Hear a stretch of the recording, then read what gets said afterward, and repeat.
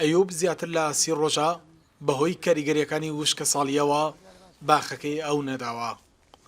ئەو دەڵێت بە درێژایی چەندین ساڵەی ڕابردوو لە گوندی بەشەرەتی خواروی شارەزوردا هیچ ساڵێک هێندەی ئیمساڵ مایەپوچ نەبووین بەدەست گرفتی وشکە ساڵی و شکبوونی بیری ئەوەکانمانەوە.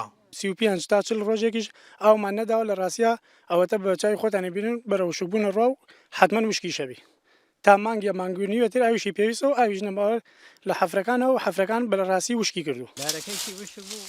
دارە سدیق 25 ساڵە باخدارە تەواوی بەرهەمی باخەکەشی وشک بووە.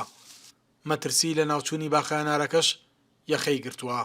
سا خەریکە وشکە بێ لە بێ ئاویە وشک بووە دوای تەسویری ترەکانیش وازم کردیشتانە ئەمە ترەکانی هەمووی بووە بە مێوەش پێوە لە تینوانە وشک بووە هەنارەکەش بەرە وشکی ئەڕایەتەوە تقریبان زیاتر لە مانگەکە ئاومان نەدێراوە ساڵانە من بەم باخانە ئەژیام پارەیان باخانەخواانێ ژیانی منیە بەر بەڕێوە بەڵام ئیسا ئەوە هەنارەکەی تەسیری بکەن هەنارێکی پێوە نییە لە تینوانە خەریکە وشکە بێت لە تینوانە لە بێ ئاویا هەنارێکی نەگرتووە و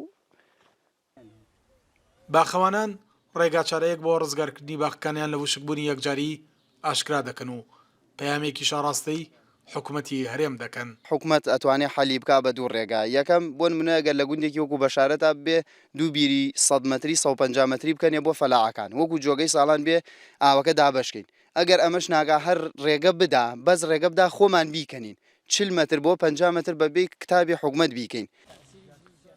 کاریگەریەکانی وشکە ساڵی ئێستا بە بەهێزی لەسەر شارەزوریش دەرکەوتووە. ئەگەر حکوومەتی هەرێم پلانی نەبێ ئەوە ساڵانی داهاتوو تەواوی باخەکانی شارەزور بەهۆی دابەزینی ئاستیاوی ژێرزەوی هاوشێوەی ئەم باخەی گوندی بەشارەتی خواروی لێ بەسەر دێت. هەموو باخەکانی شارەزور ئێستا لە بەردەم مەترسی وشکبوونی یەکجارێکیدان. سەلاح جەمیل، کورسات نیوز، گوندی بەشارەتی خوارو لە شارەزور.